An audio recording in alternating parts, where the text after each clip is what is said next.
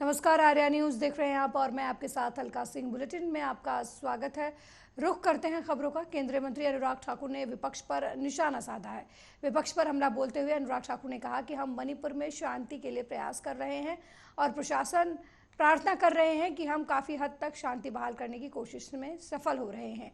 वहीं विपक्ष पर हमला बोलते हुए अनुराग ठाकुर ने कहा कि घमंडिया गठबंधन की बैठक में घमंड और अहंकार ही देखने को मिल सकता है। और ये G20 के अंतर्गत जो Y20 यूथ के लिए हो रहा है, आज बनारस में दुनिया भर के यहाँ पर प्रतिनिधि आए हैं और उत्तर प्रदेश के मुख्यमंत्री माननीय योगी आदित्यनाथ जी ने उनको संबोधित भी किया। और ये युवा हमारा वर्तमान और भविष्य भी है। जिन 5 की थीम्स के आसपास चर्चा हुई है, उन पे फाइनल राउंड अब ये 2 दिन रहेगा और फाइनल जो व्हाइट पेपर और कम्युनिके निकलेगा, वो संदेश एक पूरी दुनिया भर में G20 के माध्यम से जाएगा। हम सबका विश्वास है और ये मानना भी है कि युवा के पास उन लाखों समस्याओं के करोड़ों उत्तर हैं और हम इन युवाओं पर और विश्वास करके चलना चाहिए, उनकी योग्यता पर, क्योंकि इतिहास गवाह है कि आज तक युवाओं ने ही क्रांति लाए हैं, युवाओं ने ही उत्तर निकाले हैं और आज भी वर्तमान की समस्याओं और चुनौतियों से निपटने के लिए उत्तर और दायित्व भी ये दोनों ही युवा ही लेकर आएंगे। लगातार शांति के लिए हम प्रार्थना भी कर रहे हैं, प्रयास भी कर रहे हैं और प्रयास में काफी हद तक सफलता भी मिल रही है। और मेरा इतना ही निवेदन है विपक्ष के नेताओं से, आग में तेल ना डालें, शांति का आह्वान करना चाहिए, राजनीति से दूर रहना चाहिए। देखिए, घमंडिया गठबंधन की बैठक कहीं भी हो, घमंडिया गठबंधन की बैठक में आपको केवल घमंड और अहंकार ही नजर आएगा। जो पिछड़े समाज का अपमान करे और माफी भी ना मांगे, जो जनता को राक्षस कहे, वो इससे बड़ा घमंड और क्या हो सकता है। और जिनके आपसी तालमेल, सुर और स्वर एक ना हो, तो आपको उनका भविष्य क्या लगता है? ये तितर बितर हो जाएंगे।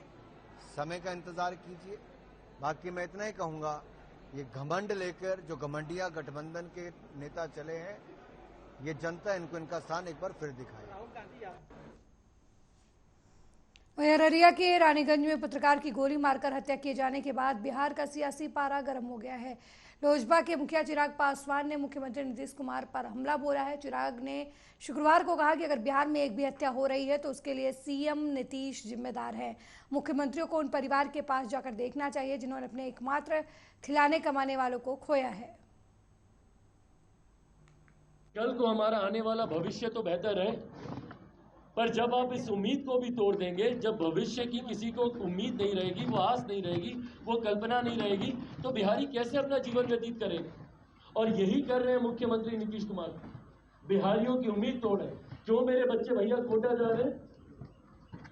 क्यों जा रहे हैं? और वहां जाकर वो आत्महत्या कर रहे हैं। क्यों? क्योंकि जो परिवार उनको कंफर्ट देता, वो परिवार उसको यहां पर रखने के लिए सक्षम नहीं।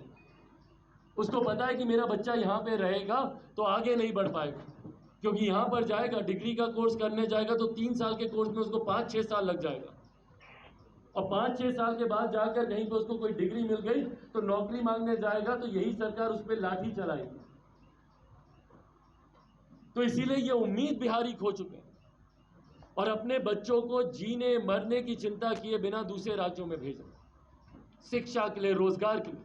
वहां वो लड़ रहे हैं जीवन से, अपमानित हो रहे हैं, पर अपने राज्य में वापस नहीं आ पा रहे, आत्महत्या कर रहे हैं दूसरे राज्य में। कोटा में अभी परसों किस तरीके से एक बच्चे ने आत्महत्या करी। क्या मुख्यमंत्री जी ने एक बार उसके परिवार से जानना चाहा, पूछना चाहा कि भाई क्या हुआ, क्यों हत्या की? भाई जब अपने बिहार में मर रहे बिहारी भागे भागे जाते हैं ये दूसरे राज्यों में, बेंगलुरु गए थे भागे भागे, अभी इनके घर पे जाके देखिए सूटकेस खुला होगा, पैकिंग चल रही होगी मुंबई जाने की। नहीं, अभी तो खैर दिल्ली से वापस आएंगे तब पैकिंग करेंगे, पर मुंबई जाएंगे। ये भागे भागे देश के हर राज्यों में जा रहे हैं अर्जी लेकर। केजरीवाल जी को जन्मदिन की बधाई देने के लिए सबसे ज्यादा शौक इन्हीं को चढ़ा। उसी दिन जाके पहुंच गए, भले केजरीवाल जी इनसे मिले कि नहीं मिले, पर बधाई देने ये दिल्ली यहाँ से भागे भागे दिल्ली तक गए। पर इनके पास इतनी फुर्सत नहीं है कि भाई समस्तीपुर चले जाए, दरभंगा चले जाए, मुजफ्फरपुर चले जाए। अरवल में माँ बेटी दुष्कर्म का विरोध करते करते जल कर मर गई। बच्ची 5 दिन तक यहीं पीएमसीएच में जिंदगी मौत की लड़ाई लड़ती गई। हम गए थे उस बच्ची के पास, बोल नहीं पा रही थी, पर जिन निगाहों से देख रही थी। एक बार मुख्यमंत्री जी ने जरूरी समझा वहां जाना। तो जब मुख्यमंत्री इन चीजों पर भी जब खामोश रहेंगे भाई, जब आपके अधिकारी मर रहे हैं आप खामोश हैं, लोकतंत्र का चौथा स्तंभ के ऊपर जब अटैक आप ही के राज्य में किया जा रहा है और टारगेट किलिंग अब कर रहे हैं, जाति वर्ग के लोगों को चिन्हित कर कर कर इनके प्रदेश में मारा जा रहा है। अनुसूचित समाज के वर्ग के लोगों को देख लीजिए, चौकीदारी के पेशे में जो लोग हैं, चौकीदार को ऐसी जगहों पे गश्त पे भेजा जाता है, निहत्थे उनको भेजा जाता है जहां पर आए दिन उनकी हत्या की जा रही है। मध्य प्रदेश में विधानसभा चुनाव में 3 महीने का समय बचा है। इससे पहले कांग्रेस और बीजेपी में आरोप प्रत्यारोप के सियासी और बयानबाजी भी तेज हो गई है। कर्नाटक के तर्ज पर कांग्रेस चुनाव से पहले भ्रष्टाचार और घोटालों के मुद्दे को जोर शोर से उछाल रही है। शुक्रवार को पीसीसी चीफ कमलनाथ ने शिवराज सरकार के कथित 18 साल के घोटालों और भ्रष्टाचार की शीट जारी की। साथ ही शिवराज सरकार के घोटालों के सामने लाने के लिए अभियान की शुरुआत भी की।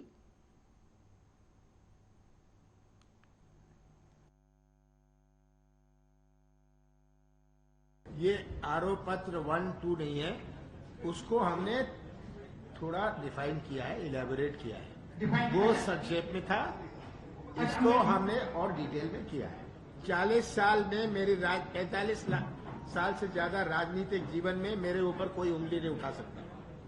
वल्लभ भवन में कैमरा है, सब चीज रिकॉर्ड होती है, कौन आता है कौन जाता है। सीएम हाउस में रिकॉर्ड होता है कौन आता है जाता है। तो पिछले 4 साल में ये कुछ तो इंक्वायरी करते, इनको आखिरी 3 महीनों में कमलनाथ नजर आए भ्रष्ट। 45 साल कुछ नहीं कहा, विधानसभा में मेरी तारीफ करते थे जब मैं केंद्र में मंत्री था, रिकॉर्ड में।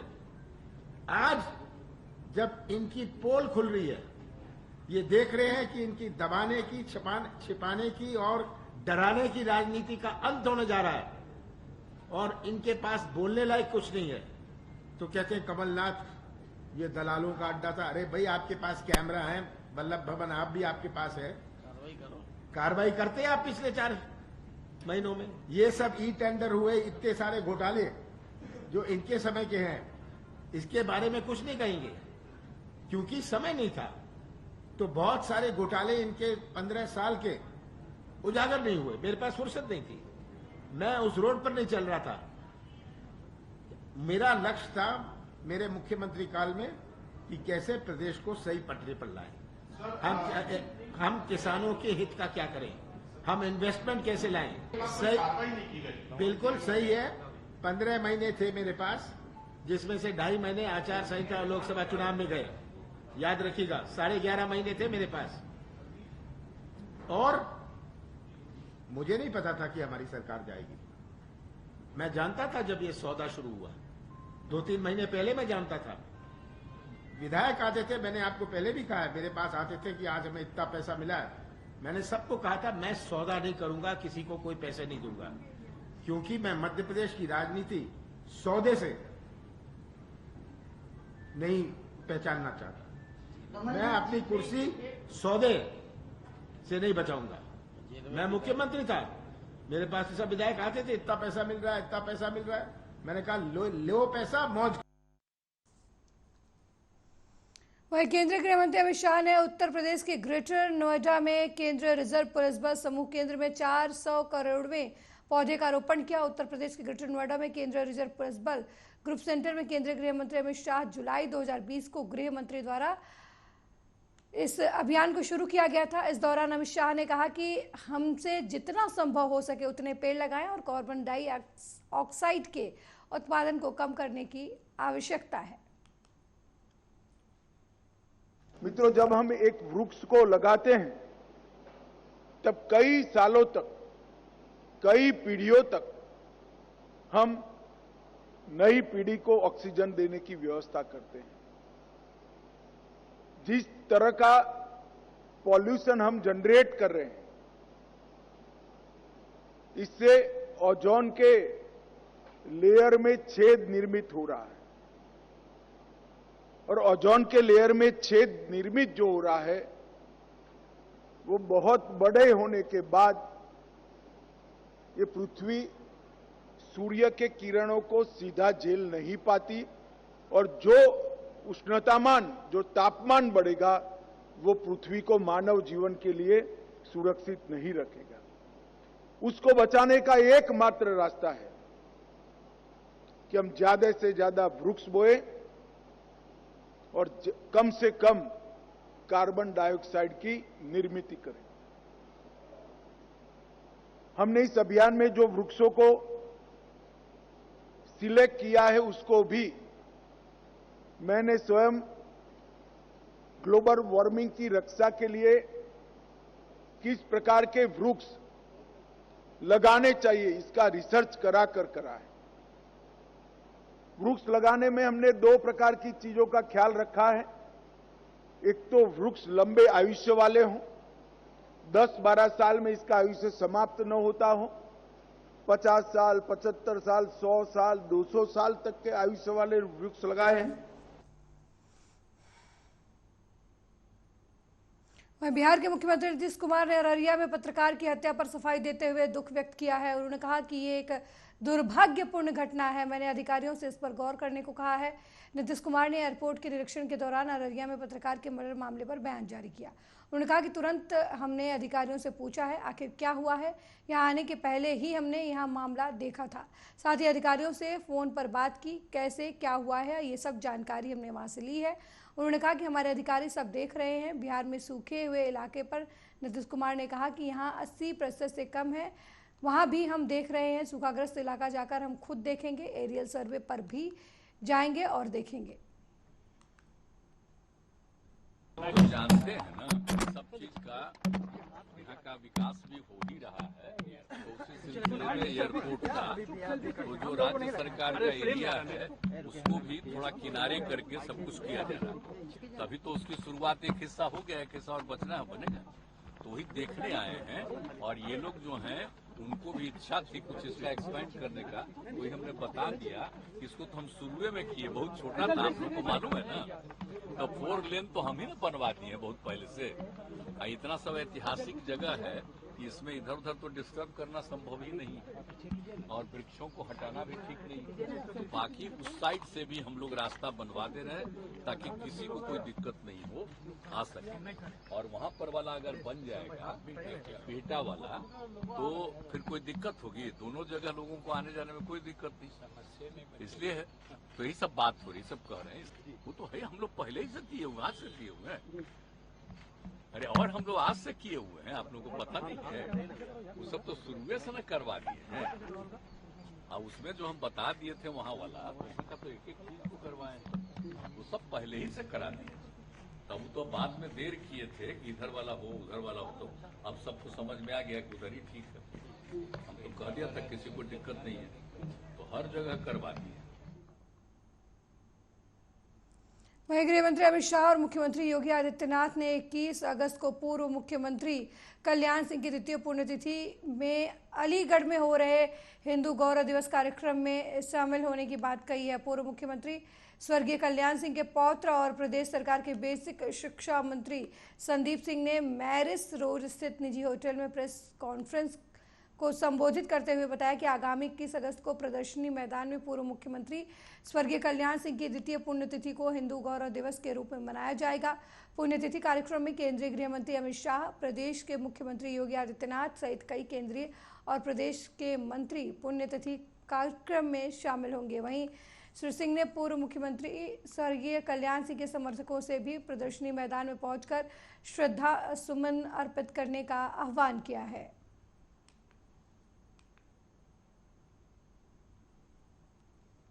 राउंड अलीगढ़ में एक प्रदेश स्तरीय कार्यक्रम को आयोजित करने की रणनीति बनाई है। सभी संगठन और सभी लोगों ने मिलकर के इस कार्यक्रम में प्रदेश भर से जो भी लोग बाबूजी की द्वितीय पुण्यतिथि पर उनके साथ में जिन्होंने काम किया, बाबूजी के समर्थक सभी लोगों से आह्वान किया गया है, प्रयास किया है कि सभी लोग अपनी श्रद्धा सुमन अर्पित करने के लिए इस कार्यक्रम में सभी लोग आएं।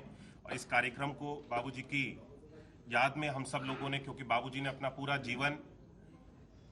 अपना पूरा राजनीतिक जीवन, खास तौर पे हमारे सभी समाज को, पूरे हिंदुत्व को मजबूत बनाने के लिए उन्होंने अपना पूरा राजनीतिक जीवन समर्पित किया। और हमेशा से बाबूजी का सपना था कि अयोध्या में एक भव्य राम मंदिर बन करके तैयार हो, जो कि भव्य राम मंदिर अब बन करके तैयार हो रहा है। उनका सपना भी साकार हो रहा है। बाबूजी के रहते रहते अयोध्या में राम मंदिर की नींव रख दी गई और उसका अब अगले साल हम सब लोग भव्य राम मंदिर में जाकर के दर्शन भी कर सकेंगे। इसीलिए हम सब ने निर्णय किया कि इस 21 अगस्त की जो पुण्यतिथि है उसको हिंदू गौरव दिवस के रूप से हम सब लोग आने वाले वर्षों में मनाने का सभी लोगों ने मिलकर के निर्णय लिया है। और इस दिन को हम बाबूजी की याद में हिंदू गौरव दिवस के रूप में हम सब लोग मनाएंगे। और इस कार्यक्रम में मुख्य अतिथि के रूप में हमारे साथ में हमारे गृह मंत्री आदरणीय श्री अमित शाह जी और माननीय मुख्यमंत्री उत्तर प्रदेश आदरणीय श्री योगी आदित्यनाथ जी इस कार्यक्रम में रहेंगे। और भी माननीय केंद्रीय मंत्रीगण और उत्तर प्रदेश सरकार के मंत्रीगण भी इस कार्यक्रम में रहेंगे। और नुमाइश राउंड अलीगढ़ में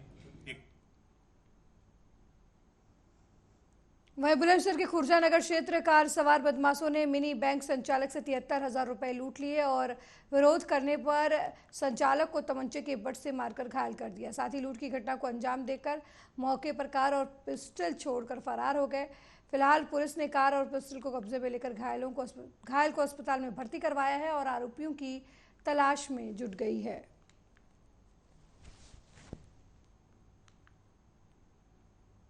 मेरा मिनी बैंक है, फिनो पेमेंट बैंक का मनी ट्रांसफर की दुकान है टैना पे। अच्छा, क्या हुआ फिर?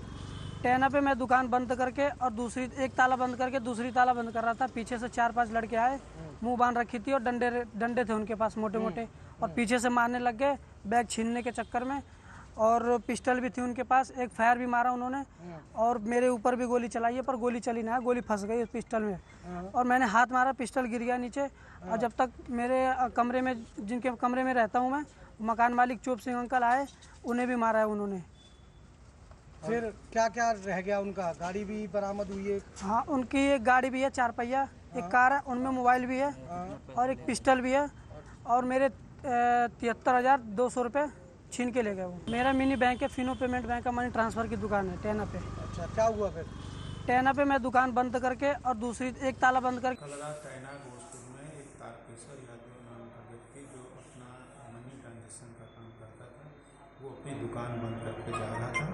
जब वो दुकान बंद कर रहा था तो उसी बीच उसके साथ मारपीट कुछ लोगों द्वारा की गई है। उसकी मारपीट के बाद सूचना पुलिस तक आई। पुलिस वहाँ मौके पर पहुँच करके पुलिस ने अपनी जांच प्रारंभ कर दिया। उस पर वादी द्वारा तहरीर दे करके वहाँ अपने साथ लूट की बात बताई है, जबकि ये पूरी घटना सीसीटीवी कैमरे में दर्ज हो गई है। सीसीटीवी कैमरा देखने से कहीं लूट की बात प्रकाश में नहीं आ रही है।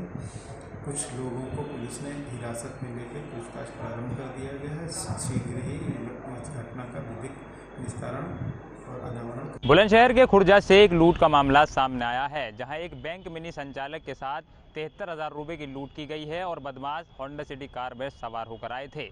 तभी बैंक मिनी संचालक को निशाना बना लिया और पिस्टल की बट मारकर उसे घायल भी कर दिया है। वहीं सूचना पर पहुंची मौके पर पुलिस ने जगह का मुआयना किया तो बैंक मिनी संचालक ने बताया है कि जब वो दुकान बंद कर जा रहा था तभी कार सवार बदमाशों ने उसके ऊपर हमला कर दिया। जब उसने लूट का विरोध किया तो बदमाशों ने उसके ऊपर पिस्टल की बट से हमला कर दिया और उसे घायल कर दिया। वहीं मौके पर भीड़ एकत्रित हो गई। भीड़ ने बदमाशों के पीछे दौड़ लगा दी और बदमाश जान बचाकर वहां से भाग गए। वहीं पुलिस ने एक पिस्टल और घटना में प्रयुक्त एक कार भी बरामद की है और गहराई से पुलिस जांच में जुटी हुई है। बैंक मिनी संचालक को अस्पताल में भर्ती करा दिया गया है। जल्द ही आरोपियों की गिरफ्तारी की जाएगी। कैमरा पर्सन फैजान के साथ मैं इमरान सैफी, आर्या न्यूज़, बुलंदशहर। वहीं कानपुर देहात के भोगनी थाना क्षेत्र के कुसरजापुर से बुकिंग पर ले गए युवक को धमकी दी गई। उसके पिता से पैसे लेने का आरोप लगाते हुए पुलिस अधीक्षक को पीड़ित ने प्रार्थना पत्र दिया है। दरअसल मामला कानपुर देहात के भोगनी थाना क्षेत्र के कुसरजापुर निवासी अनिल कुमार से जुड़ा हुआ है। उन्होंने पुलिस अधीक्षक कार्यालय पहुंचकर शिकायती पत्र देकर कार्रवाई की जाने की मांग की है। बताया गया कि भोगनीपुर थाना क्षेत्र के ही अहरौली पुखराया निवासी अजहर ने गाड़ी बुक की थी और एटा लेकर जा रहे थे। गाड़ी को युवक आगरा ले जाने के लिए दबाव बनाने लगे। जब युवक ने मना किया तो उसे फर्जी मुकदमे में फंसाने की धमकी दी और घर से 15,000 रुपये भी मंगवाए। इस मामले में अब पीड़ित ने शिकायत कर न्याय की गुहार लगाई है। क्या हुआ? समस्या है कि हमारे लड़के गाड़ी बुक करके ले गए और होली से ये फकीराबाद पड़ता पुखराया में। वहाँ जाने के बाद इनके साथ में जो भी किया वो आपको बता भी चुके हैं, लेकिन जो हमारे पास फ़ोन आया कि अब इतना रुपए डाल दो, नहीं तो 5 किलो चरस लगा के हम आपके लड़के को जेल भेज देंगे, ये धमकी हमको दी। तो हमने उनको 15,000 रुपये डाल दिया। ये हमारी मतलब जो बात है। किसका फोन आया था? किसने? ये अजहर का आया था। यूपी SI बन के मेरे पास फ़ोन आया, बोले मैं SI बोल रहा हूँ, ठीक है आपके लड़के ने एक्सीडेंट किया है। ये हमें भौकाल बनाया और मामला उसमें कुछ दूसरा ही था। ये क्या समस्या है? क्या हुआ? समस्या ये है कि हमारे लड़के की गाड़ी बुक करके ले गए और होली से ये फकीराबाद पड़ता पुखराया में। अजहर जब्बार अहमद गाड़ी बुकिंग में ले गया था, तो ले गया था एटा के लिए निकला। उससे हमसे बोलने लगा कि तुमको आगरा चलना पड़ेगा। तो आगरा जाने से मना कर दिया तो ज़बरदस्ती करने लगा। उसके साथ उसके 2 दोस्त थे, ज़बरदस्ती करने लगे। फिर उसका भाई आमिर आया, पुलिस की वर्दी पहने हुए था। उसकी बीवी थी साथ में, 2 लोग और थे, पता नहीं 2 लोग और थे। तो वो ज़बरदस्ती गाली गलौज करने लगा, बोले ये करो वो करो, चल जाना पड़ेगा। हमने मना कर दिया तो गाली गलौज की उसने, तो थप्पड़ मारे। थप्पड़ मारने के बाद बोलता है कि अपने पापा का नंबर दो। पापा का नंबर दिया, पापा से बात हुई तो पापा से बोल रहा है कि तुम्हारा लड़के ने एक्सीडेंट कर दिया है, सिपाही को एक्सीडेंट किया है और इतने पैसे डालो तो तुम्हारी गाड़ी छोड़ दें। वहीं रेवाड़ी के गांव शिवराजा माजरा में सरकारी स्कूल के बाहर धरने पर छात्राएं बैठी हैं और अपने ही स्कूल के प्रिंसिपल के गिरफ्तारी की और साथ ही पूरे स्कूल के स्टाफ के ट्रांसफर की मांग कर रही हैं। मिली जानकारी के मुताबिक 6 दिन पहले स्कूल में ही 12वीं कक्षा की छात्रा ने सुसाइड किया था और स्कूल के शिक्षक को मौत का जिम्मेदार बताया था। वहीं पुलिस ने इस पूरे मामले में पोस्को एक्ट के तहत अलग अलग धाराओं में FIR दर्ज कर लिया है और शिक्षक को भी गिरफ्तार कर लिया है। कार्रवाई चल रही है, जो दोषी होगा उसको सजा मिलेगी। आप क्या चाह रहे हो? हम ये चाह रहे हैं कि मैम को अरेस्ट करो। प्रिंसिपल मैम को अरेस्ट क्यों नहीं किया अभी तक? 8 दिन हो गए, जबकि प्रिंसिपल मैम की पूरी गलती है। प्रिंसिपल मैडम भी मिली हुई है जी। अगर वो चाहती तो आज मेरी बहन बच सकती थी। पूरी 4 घंटे तड़पी है वो। मिसगाइड किया उस समय? जी। वह जम्मू कश्मीर के उपराज्यपाल मनोज सिन्हा ने फिल्म नीति पर बोलते हुए कहा कि करीब 2 साल पहले जम्मू कश्मीर में नई फिल्म नीति शुरू की गई थी। ये नीति अलग अलग हितधारकों के साथ परामर्श के बाद बनाई गई थी। जम्मू कश्मीर फिल्म शूटिंग के लिए एक पसंदीदा स्थान बन गया है। आज यहाँ एक TV धारावाहिक पश्मीना लॉन्च किया गया है। मेरा मानना है कि इससे युवाओं के लिए रोजगार के अवसर प्रदान होंगे। फिल्म पॉलिसी जम्मू कश्मीर प्रशासन ने लॉन्च की थी और सभी स्टेक होल्डर से कंसल्टेशन के बाद ये पॉलिसी बनाई गई थी। उसके पश्चात हम देख रहे हैं कि फिर से जम्मू कश्मीर एक फेवरेट डेस्टिनेशन फिल्म शूटिंग का बनता जा रहा है। 80 के दशक तक मैं समझता हूं कि हॉलीवुड की सभी फिल्में या बॉलीवुड की यहाँ अधिकांश शूटिंग यहाँ हुई। फिर से वो दौर लौट रहा है। 300 से ज्यादा फिल्मों की शूटिंग हो चुकी है। आज सब टीवी ने पश्मीना नाम का एक सीरियल यहाँ से प्रारंभ किया है। मैं उन्हें शुभकामना देता हूँ और मुझे लगता है इससे यहाँ के स्थानीय युवाओं को रोजगार और यहाँ की इकोनॉमी में भी अच्छी बढ़ोतरी। फिल्म पर मेरे साथ इस बुलेटिन में फिलहाल इतना ही। देश दुनिया की तमाम खबरों को देखने के लिए देखते रहिए आर्या न्यूज़। नमस्कार।